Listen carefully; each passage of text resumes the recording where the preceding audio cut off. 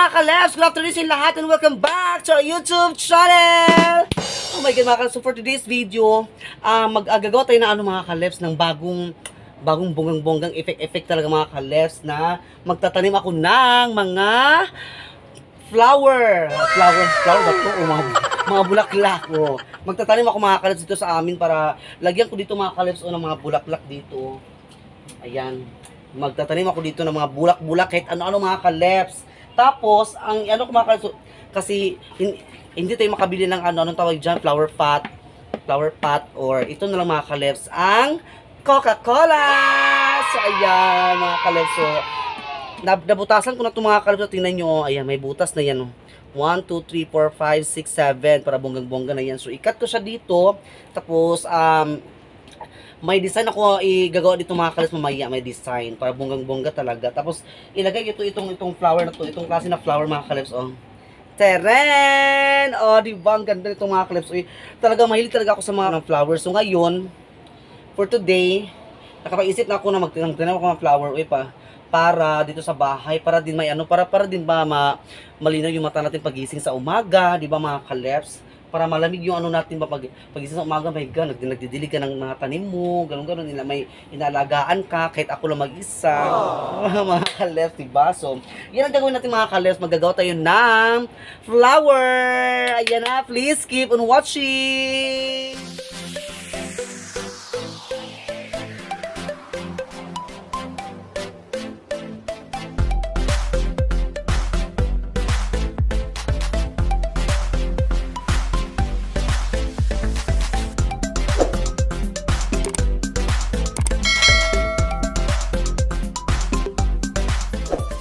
So yun nga mga kalabs, bago tayo mag-proceed, ito yun, ikat muna natin dito mga kalabs o dito banda oh.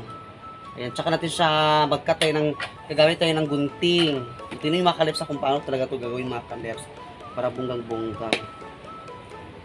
Ayan, sa labas. So ayan o diba? Bongga na to mga kalabs. So ito na yung isa. Tapos ang pangalawa, mag-cut na naman tayo. Ito, pwede ito gawing imbudo. O, diba? Cut tayo mga kalabs. Para bonggang-bongga to. Ayan. So, saka ko na ito mga kalabs. Saka ko na ito ilagay dito sa dito sa namin. Dito sa basta. Dito lang. Tsaka na ito ilagay na ako, hindi talaga ako marunong magpanipanday. Ayan. So, tanggalin natin to para uniform sa mga kalabs na maputi talaga. Ayan. Tsaka ikat na natin siya. Bonggang-bongga to mga kalabs. So, sino nakaka-relate dyan? Ang mga nasa ibang bansa. Ito yung pinaka-unique talaga na isip-isip din pag may time. Pero paramihan natin ito ng mga bulaklak mga kalabs. Hindi pa ito mga kalabs na mag-ano pa ako sa mga kaibigan ko doon. Mag-hindi pa ako ng mga bulaklak sa kanila. Maraming salamat na pala kay Auntie Nini Kabunok. Ayan, at binigyan ako ng bulaklak mga kalabs. Marami pa sa kanila doon mga ganito mga kalabs. Ito. Iwan ko anong pangalan nito Ano kay pangalan nito no?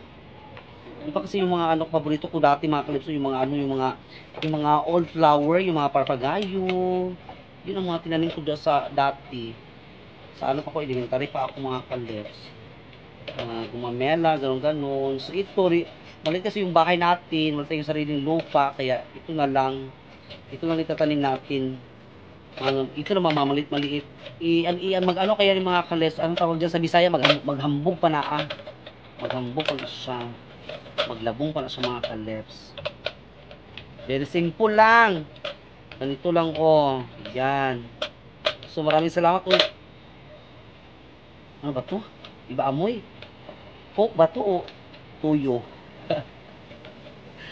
Siguro tuyo to ganito lang mga kalabs. Ito na yung lupa natin Tingnan yung lupa natin na iyon ang nakuha ko Pako, di ba isang hektarya yan sa sa Yangsho na sako.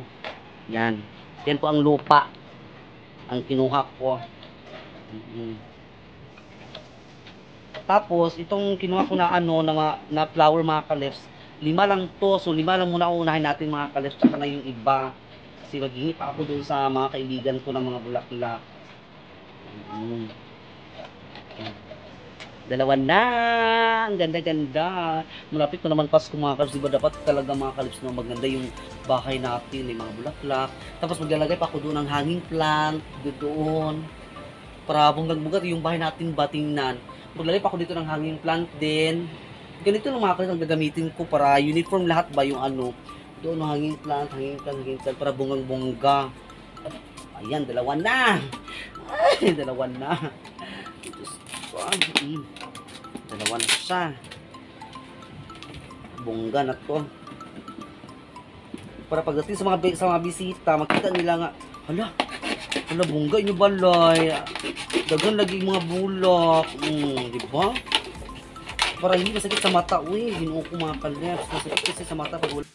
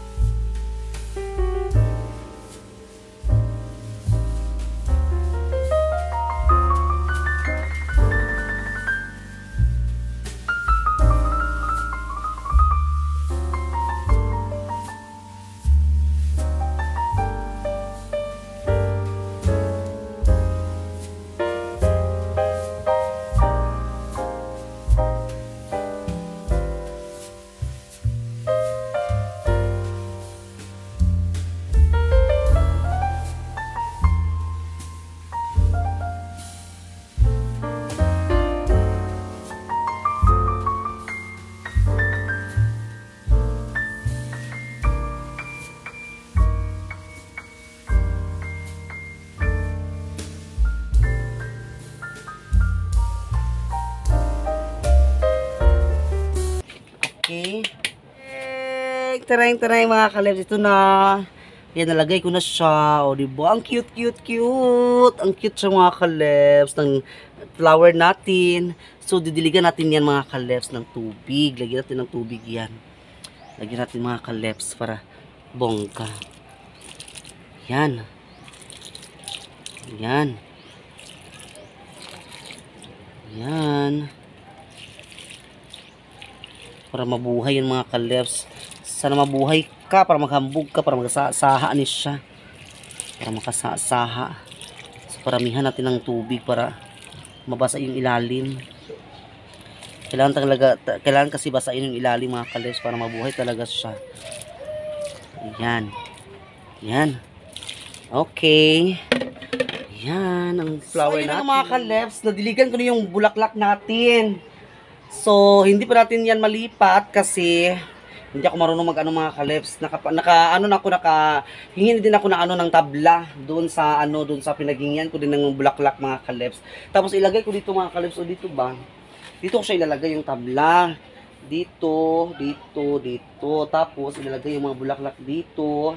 Yan ang gusto ko mga kalebs para maganda talaga tingnan. Tapos maghanap din ako ng maraming mga 1.5 na coke. Gusto ko din ilagay dito mga kalebs, so mag-hanging plant ako dito. Oh. Ayan, hanging plant dito. Doon, tsaka dito mga kalebs. Oh. And dito, doon. Ayan. Para bunggang-bongga talaga, para maraming mga bulaklak. Daan siya, dapat masarap tingnan sa mata yung bahay mo na may mga bulaklak talaga. Para green yung mga color. Ayan, di mo mga kalebs. So, yan pala yung natapos ko ngayon. So, next time, gagawa na naman tayo ng bulaklak. Maghanap ako ng mga kalebs, 1.5 na litro yung coke ba para makaano na ako. Para marami din ako mabuhat na mga bulaklak. Tapos yung lupa natin, hindi pa naubos. So, yung isang 1 hectare na lupa, bongga. 1 hectare talaga mga kalebs. 1 hectare, bongga yan. So, talaga yung inaano ko. Para pagdating ni partner, may mga bulaklak na dito. Tapos, uutusan ko sa mga kalebs palagyan dito ng tabla para ilagay ko na yung mga bulaklak.